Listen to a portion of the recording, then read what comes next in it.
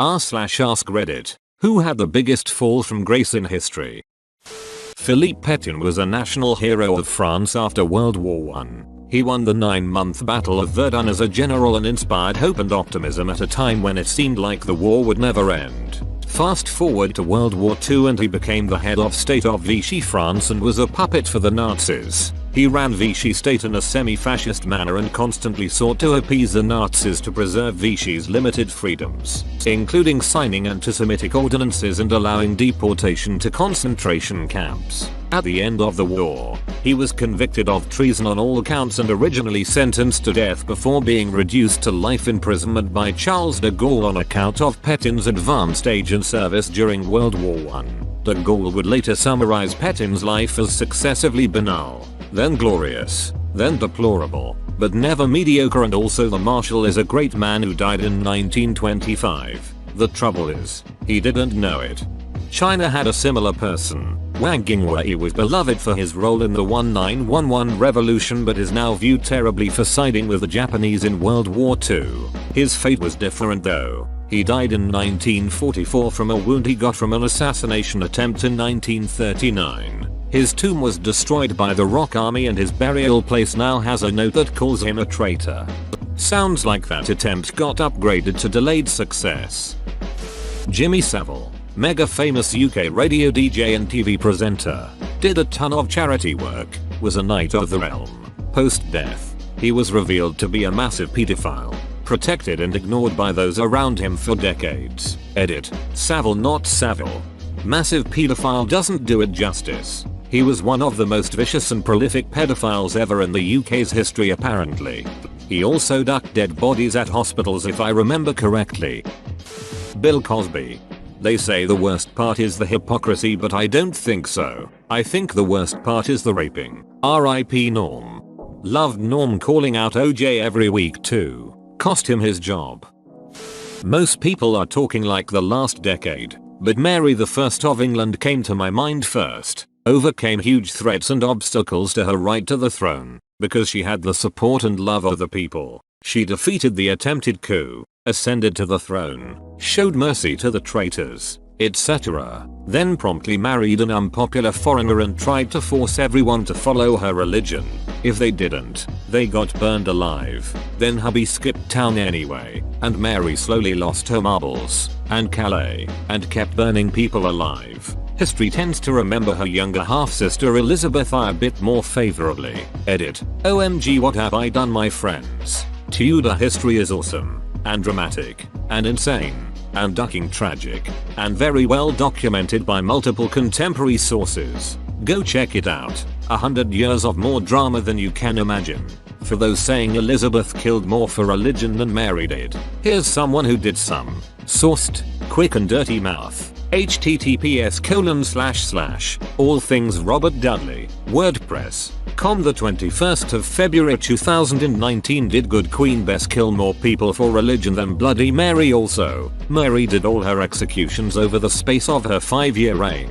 Elizabeth I reigned for 45 years and still managed to execute fewer people. I am still sympathetic to Mary I. Her life ducking sucked for about 1,000 reasons. Important update here, user u/Keith1USF has pointed out that Mary died on this day, November 17, 1558. I'm pretty sure we all need to go into the nearest bathroom, close the door, turn off the lights and say Bloody Mary 3 times, and just, you know, hope for the best. I mean, they didn't name the drink Bloody Mary because she donated blood for the needy. It was because she had celery sticking out of her head. Icarus. Well, if we're going there, I would argue Lucifer Morningstar. Winner. Pretty sure it's the origin of the phrase fall from grace. Jimmy Savile. If you allow for posthumous falls from grace, let me paint you a picture. Here is the ultimate working class boy made good. He worked as a coal miner during the Second World War. Once that was over, he tried a number of things. He was a professional wrestler for a while, lost every match, was a pioneer DJ. He essentially invented the job, and hosted a primetime TV show well into his 70s based on the premise of fulfilling outlandish dreams for kids. In his spare time, he worked as a volunteer porter at his local hospital and ran marathons. raising millions of pounds for charities, attracting a slew of honors, and while he may have been a bit eccentric, he was widely regarded as a national treasure. That is, until a couple of years after he died. Turns out Jimmy had a thing for young girls. Quite a thing.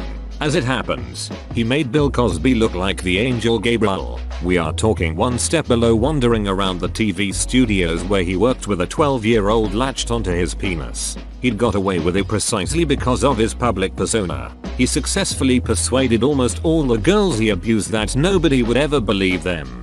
One of the reasons he worked at hospitals was because he was a necrophiliac and had access to the morgue. If I recall correctly, he knew he was guilty as duck and didn't want the same to happen to him.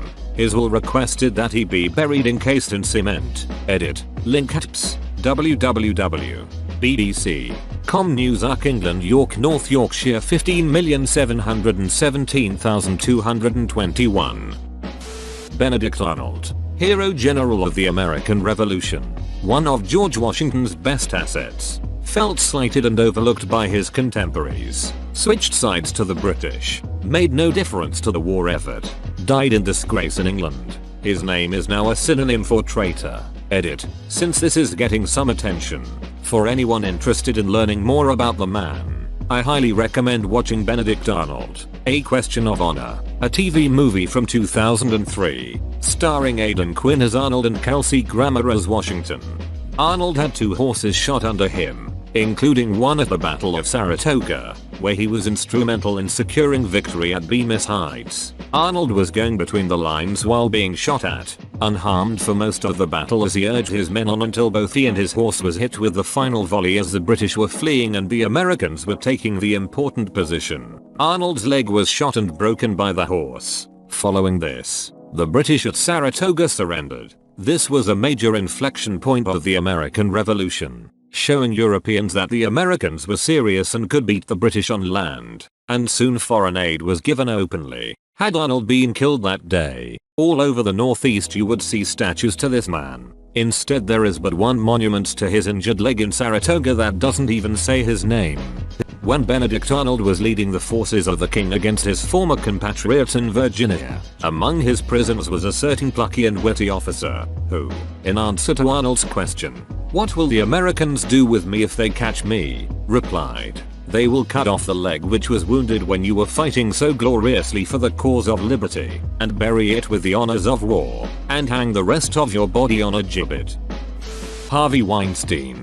He was Hollywood when he got outed for the pose he has, but this guy produced, just naming the top 3, the Lord of the Rings trilogy, 2, every Tarantino movie except Hollywood, and 3, Good Will Hunting and, subsequently, about every Damon or Affleck project from that time to his downfall. He's won more Oscars than any person could ever dream and has made more money off films than maybe anyone ever. That guy, oh man. I think he fell the furthest, the hardest and the fastest. Well deserved though. Well ducking deserved. I take issue with the LOTR point. He is hated by Sir Peter Jackson and the movies would be terrible if Sir Peter wasn't able to find other money. That being said, Harvey did recognize the potential as Sir PJ's resume was questionable at the time. Edit. Added Sir before Sir Peter Jackson's name. Additionally, many are asking why I take issue with the point. ESTLLP raw duck. Edit. I'm not disputing that, although I would have reasonable grounds to. I'm disputing that the LOTR films contributed to a gracious image for Weinstein. Grace is a state of admiration. Harvey was not admired for his association with the LOTR films. In fact, the opposite is true. To break his deal with Miramax, Sir Peter had to repay $20 million to Harvey and retain Harvey's executive producer credit. New Line Cinema and Barry Osborne would go on to actually produce the films. That one a-hole orc that dodges the boulder and spits on it in ROTK is apparently based on Harvey.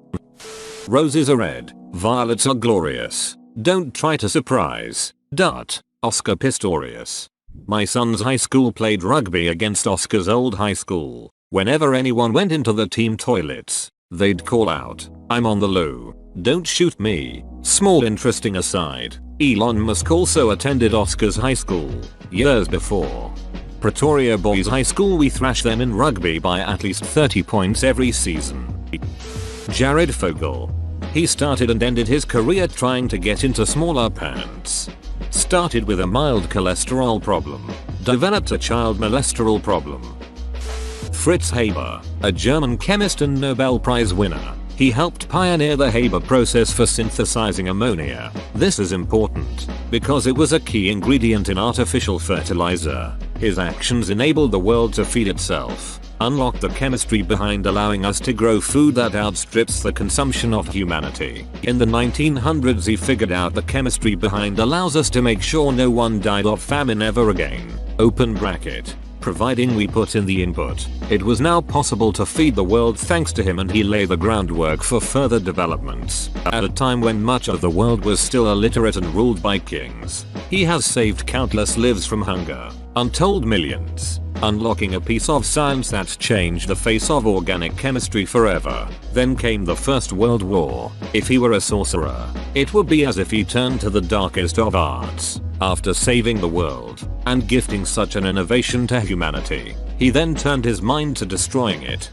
He invented chemical warfare, designed chemical weapons from scratch, unleashed chlorine gas, and founded an entire dark science that bore the weight of sarin, phosphorus, chlorine, and other unholy weapons of war used by war criminals and tyrants for the next century. He led brigades devoted to chemical war, recruited other renowned scientists to his cause, and turned the science most devoted to creation and change for the betterment of humanity into another weapon. I'm a chemist. This science is the most used, visible, and strikes a balance between raw universal forces and physical applications. It is nothing short of the engineering of reality, shaping the universe like clay in our hands, and he used it to kill, on an industrial scale, and thanks to him, there will be no going back. In my mind, he is the greatest fall from grace, from one of humanity's greatest, to one its most forsaken.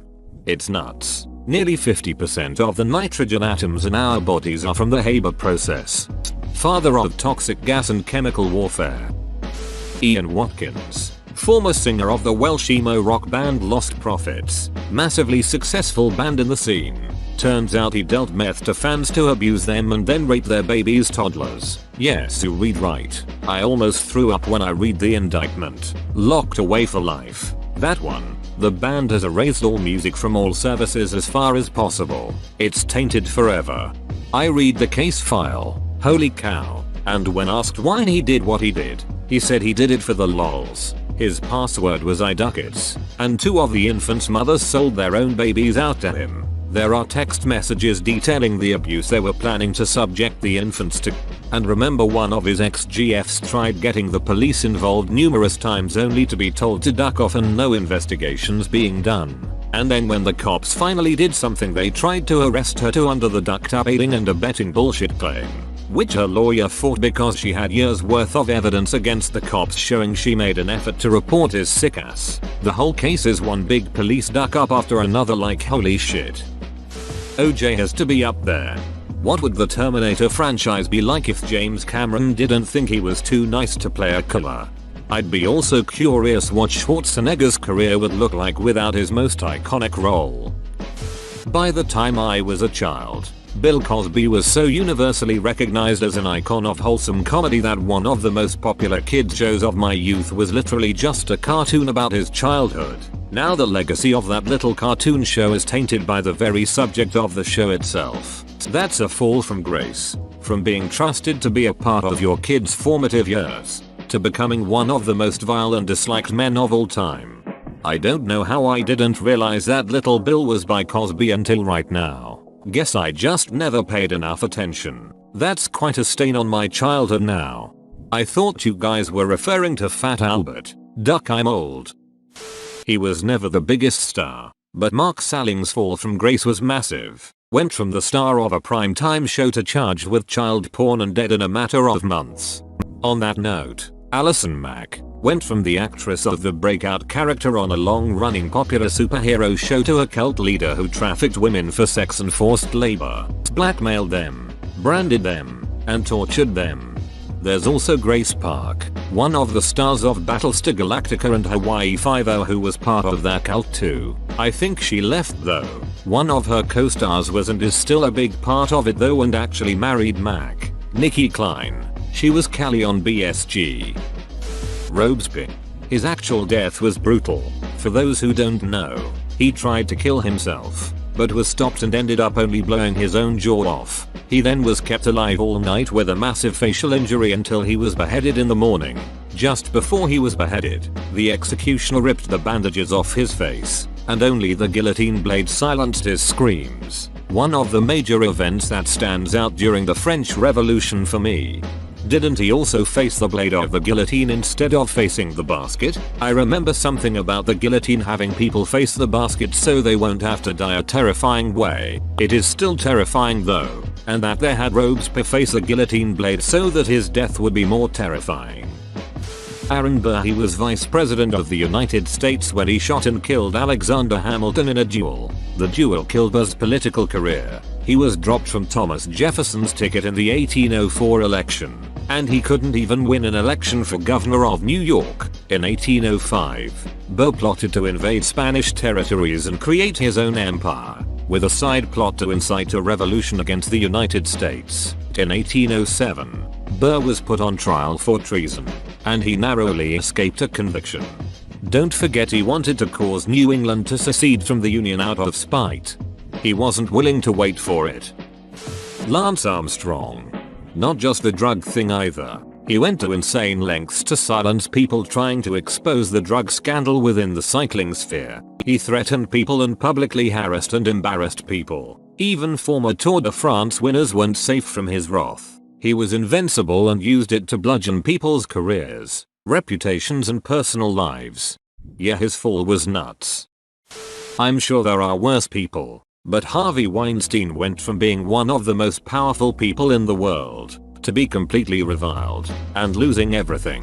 This is the guy who had Meryl Streep and Oprah on speed dial and married to a woman 1000x too attractive for him. He now uses a walker, has lost his fortune and his reputation, and his dong is literally rotting off. Open bracket. In case you didn't know, several of the women who accused him of sexual misconduct all pointed out that he wasn't really interested in sex per se. He just wanted massages. According to some, his hygiene was so poor he developed an infection in his dong, which then rotted the flesh after being left untreated. He basically got gangrene on his genitals and was effectively impotent. He's been described as having fish-like genitals. Ick. WTF does that even mean? Jim Jones. He originally stood up for civil rights, then he became a cult leader. From a civil rights leader to cult murderer who was responsible for more than 900 deaths. He was always a cult leader. He was just helpful in utilizing his cult in being able to influence politics, which made him useful to politicians and kept the cult from attracting negative attention. Chris Benoit. He was famous as a pro wrestler until he murdered his wife and child. CTE is horrible. Edit. He's obviously still a piece of shit BTW, but I think CTE when I think of him. CTE can turn you into a monster. It'll make you want to become a werewolf or a vampire. Quisling is legit a word for a collaborating traitor in English too. His name is such a perfectly weasel sounding name for it too. It just sounds gross and already has the ling suffix on it. Not the biggest, but Armie Hammer casually outing himself as a cannibal was pretty big. Get it? There is a docuseries about it called House of Hammer. I felt my eyes bug out of my head when I read CNN rather than click hole under the headline on Facebook. He outed himself? I thought women came forward and he denied it. Benedict Arnold would be celebrated as the second most important founding father after George Washington, if not for, well, you know. America loses the Battle of Saratoga without him. Saratoga was what convinced the French that we were serious about overthrowing the British. French assistance likely doesn't happen unless we win at Saratoga. Independence was possible without the French, but we'll never know the outcome without them. Kevin Spacey was once my favorite actor, but now I can't look at him the same in any of his works. Edit. If I get one more Reddit silver I'm going to puke in my mouth. Facing 7 new charges in England. Facing 7 new charges in England. Fikes that for you, and I couldn't agree more with OP. Nate from Ted Lasso. Man, I loved then hated that guy so fast. Dude went grey in a year and a half. Nationally, internationally, you of course have megastars and politicians. On a local level, I submit predatory doctor and religious leader David Farley, 200 plus accusers, unless you're the DA, who disputes that number by saying there were only over 100 victims that came forward. So, somewhere between 101 and 299, of course. He still has his defenders, but he retired and moved out of state to be with his family basically overnight. Note that his retirement email was sent to his patients, some of whom had appointments scheduled, without mention of losing his license to practice medicine or the lawsuit news article dropping that week. Accusations range from medical malpractice to sexual assault from girls and women of all ages. When he slipped out of state to be with his family, he was substitute teaching within days next door in Idaho, and has now moved to Utah. At least half his kids aren't speaking with him, but my parents assure me it's all made up because, and I quote, "He really helped us out when you were sick." Yes, I know him personally, and yes, I believe the victims, and yes, I will share this story anywhere it comes up naturally. Dude should be in prison forever. How the duck can they just willy-nilly decide to not proceed with a trial after that many victims come forward? This better not be the end of this. Bastard needs to face consequences. Edit typos and wording. Rudy Giuliani. The Four Seasons thing still makes me laugh. Hard to believe what he's like now after 9/11. Did he ever have a soul? Jeffrey Epstein went from rubbing elbows with world royals and the wealthiest elites of the world to hanging himself in prison all alone. I guess you could say his elitist friends left him hanging. Edit. Damn. Looks like this blew up. Would he be able to rub elbows with the world royals if wasn't for his side gig? The biggest take we could take out from that whole thing is how much we underestimate the amount of creeps and degenerates among the world elites. Doc Hudson. The fabulous Hudson Hornet, 3-time Piston Cup winner. He did what in his cup? Lance Armstrong's reputation shit the bed pretty enthusiastically. The bracelets didn't help. Jeffrey Epstein. People forget how ex-presidents and celebrities were lining up to suck this guy's dong, until it all went horribly wrong. Don't think they were young enough for him. Hitler was actually praised by world leaders at the time of his rise. I forget what controversy brought him down though. Philippe Pétain would be one. Good one. Excellent example. French hero of World War I to Nazi collaborator of World War II. Crassus, one of the richest men alive in Roman history, and one of the 3 triumvirate with Caesar and Mark Antony. Then he died by liquid gold being poured down his throat. Edit. Pompey not Mark Antony. Edit 2. Okay, there appears to be varied stories about his death. Another version is that he was killed in battle and Parthians poured liquid gold down his throat afterwards as mockery. Regardless, pretty humiliating way to go for someone who accomplished so much. Not the biggest fall, but Charles Lindbergh deserves to be in the conversation. After making the historic first solo transatlantic flight and gaining the sympathy of men after the kidnapping and murder of his son, he promoted American neutrality in World War II, though he reversed his stance after the attack on Pearl Harbor. Many had already branded him a Nazi sympathizer. He eventually did rehabilitate his image, but after his death, it came out that he had 3 separate secret families throughout Europe, so I guess it's a mixed legacy at best. Vladimir Putin, once thought of as a shady, but politically savvy and strong leader of a decently powerful nation with one of the strongest militaries in the world, is now known as an incompetent, greedy a-hole leading a country that has gone into a massive economic recession, that also has a joke of a military that anything above a literal third world despotic regime could beat with ease. Napoleon went from being emperor and having control over half of Europe to being exiled on a tiny island. Of course, he came back, but it was short-lived and he got exiled again to an even more remote island, Mayo. Edit. Of course Napoleon has a huge legacy, not arguing that, but I still think it's a major fall from grace, at least in his time. I guess it depends on how you want to look at it. Humpty Dumpty. Not the farthest, but Phil Spector is worth it as honorary mention. Milli Vanilli. Michael Vick is the big sports one I usually think of, that's not the obvious ones like OJ. Joe Parr. The century is still young, plenty of time. Hang out and see for yourself. Elon Musk incoming. This may be off topic, but the African National Congress went from being the first democratically elected party in South Africa, the beacon of freedom that ended apartheid, to now being the fattest, leech-filled government on the continent. State capture, the biggest presidential cabinet in the world, all making hundreds and thousands of rands a month trying to figure out new ways to finesse citizens through tax levies, corruption, nepotism, tenders, and selling off the country through loans they'll never be able to pay back. It's sad being young in this country, cause I'm watching my friends and I kill ourselves with how much we drink and do drugs because there isn't anything better to do. Shocking unemployment rates, especially amongst the youth who fall into traps like booze and drugs because they stuck at home. As educated as some are, others drop out in high school through pregnancy, circumstance, or dumb shit. But if the ANC delivered on half the shit they've promised since '94, then I truly believe we'd be in a better place. Nowhere near first world but emerging economy status. This will be the worst fall from grace because the damage done cannot be fixed. Will it get better? Maybe 2 generations from now, but the world is ducked already and I'll be dead then. So yay, I don't think it gets a lot worse than that. Whoa, you made it to the end? You're a ducking beast. I'll cut you a deal. Smash like and subscribe for more curated content, bruh. It's free and that's a great price.